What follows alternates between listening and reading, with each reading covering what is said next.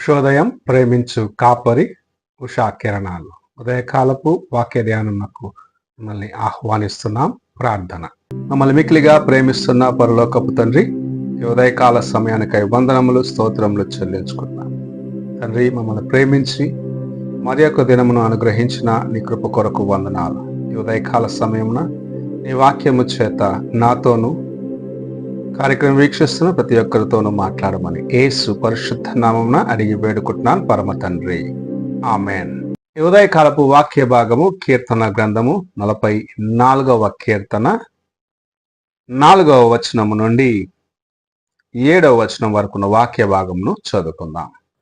దేవా, నీవే నా రాజువు, యాకోబునకు పూర్ణ రక్షణ కలుగనాజ్ఞాపించుము. నీ వలన మా విరోధులను అణిచివేయుదుము. నీ నామము వలననే మా మీదికి లేచువారిని మేము త్రొక్కివేయుదుము. నేను నా వెంటిని నమ్ముకొనను, నా కత్తియు నన్ను రక్షింపజాలదు. మా శత్రువుల చేతిలో నుండి మమ్ములను రక్షించువాడవు నీవే. మమ్మును ద్వేషించు వారిని సిగ్గుపరచువాడవు నీవే.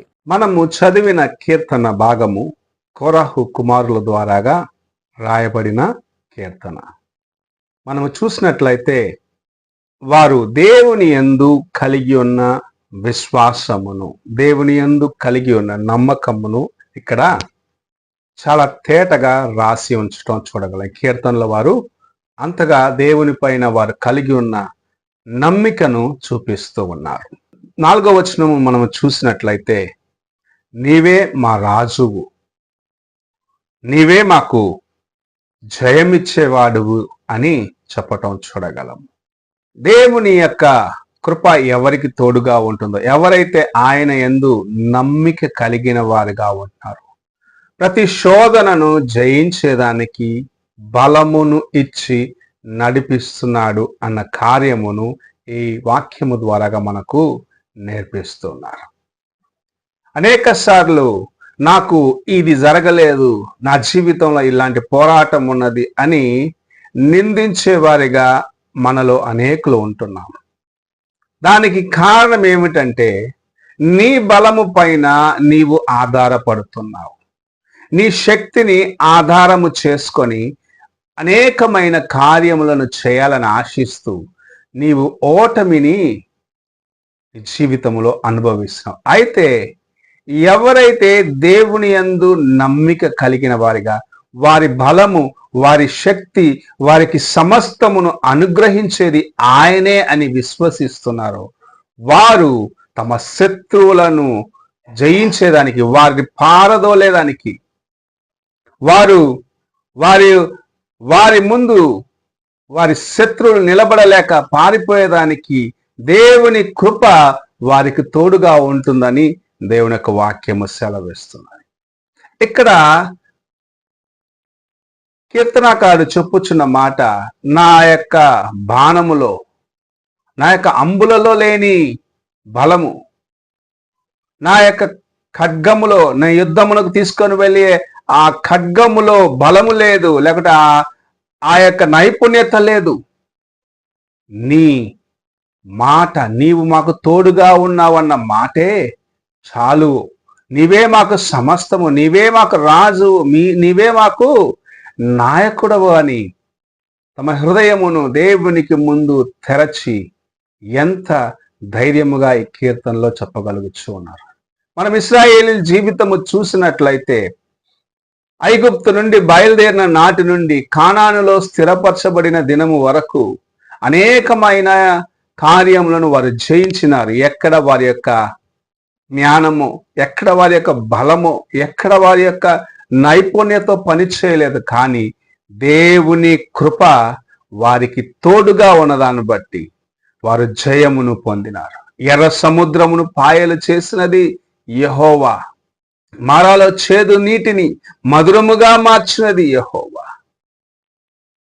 యోర్దానును దాటేదానికి యోర్దాను యొక్క ప్రవాహమును ఆపినది ఆయనే. అమోరీయుల రాజులను జయించేదానికి శక్తినిచ్చినది ఆయనే.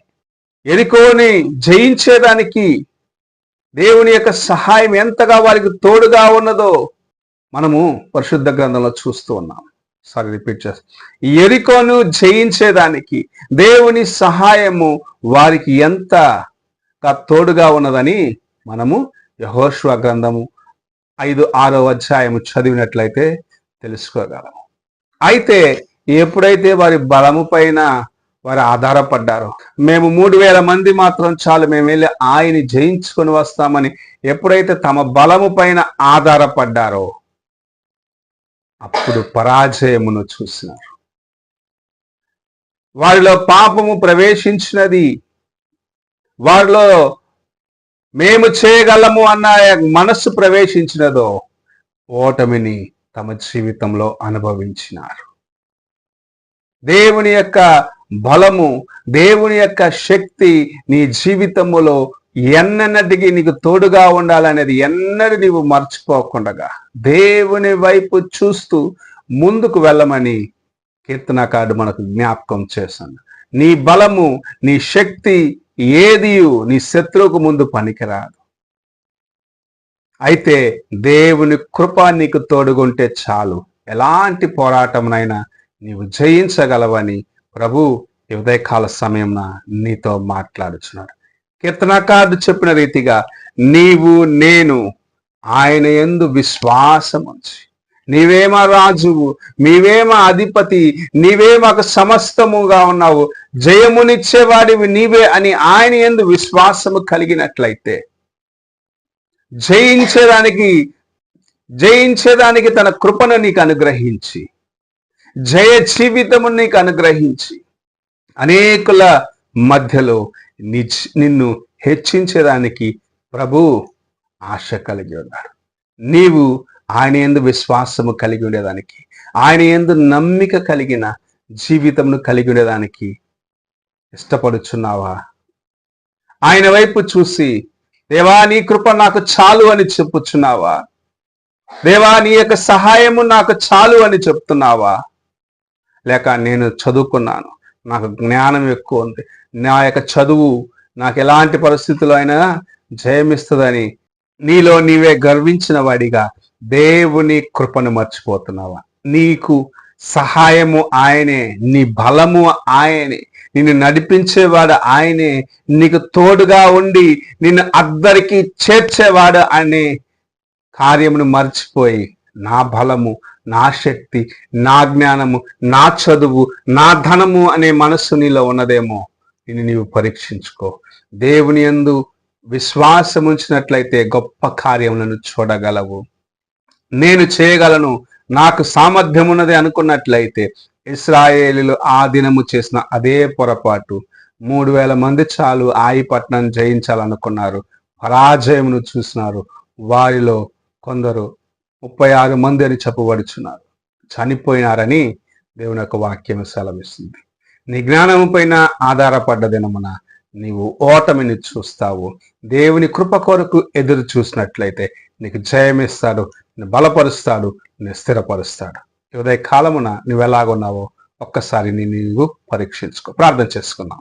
మమ్మల్ని మిక్కిలిగా ప్రేమిస్తున్న పరలోకపు తండ్రి, ఈ ప్రాతకాల సమయమున మీరు మాకు అనుగ్రహించిన ఈ హెచ్చరికల కొరకు వందనాలు చెల్లించుకుంటున్నాం. నిన్ను నాయన విశ్వసించే వారిగా, నిన్ను నాయన ఆధారము చేసుకునే వారిగా మాకు నీ కృపను దయచేయమని, మా బలహీనతలను క్షమించి దేవా మా బలహీనతలను సరి చేసుకొని నీ ముందు నాయన తల వంచి నీ కృపను వేడుకొని నీవు అనుగ్రహించే నాయన కృపచేతనైన అనేక కార్యములను మేము చేయగలిగిన వారిగా మమ్మల్ని చేయమని యేసు పరిశుద్ధ నామమున అడిగి వేడుకుంటున్నాను తండ్రి, ఆమెన్.